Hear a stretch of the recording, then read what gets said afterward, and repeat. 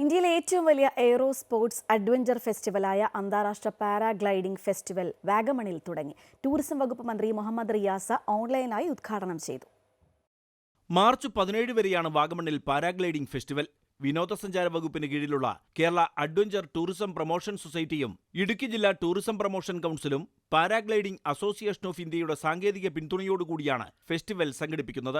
America, Nepal, France, Germany, Italy, New Zealand, Australia, Britain തുടങ്ങിയ രാജ്യങ്ങളും ഡൽഹി, ഗോവ, മഹാരാഷ്ട്ര, ഹിമാചൽ പ്രദേശ്, കർണാടക, തമിഴ്നാട് തുടങ്ങിയ സംസ്ഥാനങ്ങളിൽ നിന്നുള്ളവരും ഫെസ്റ്റിവലിൽ പങ്കെടുക്കുന്നു. ടൂറിസം വകുപ്പ് മന്ത്രി മുഹമ്മദ് റിയാസ് ഫെസ്റ്റിവൽ ഉദ്ഘാടനം ചെയ്തു. സാഹസിക വിനോദസഞ്ചാരത്തെ സംസ്ഥാനത്തെ പ്രധാന ടൂറിസം ശാഖയായി വളർത്തുമെന്ന് അദ്ദേഹം പറഞ്ഞു. സാധ്യമാകുന്ന പലതരം വിനോദസഞ്ചാര മേഖലകളെ ഉപയോഗപ്പെടുത്തുവാനുള്ള സാഹചര്യമാണ് കേരളത്തിലുള്ളത്. ഇത് മനസ്സിലാക്കി സാഹസിക വിനോദസഞ്ചാരം ഒരു പ്രധാനപ്പെട്ട ശാഖയായി കേരളം വളർത്തുന്നു.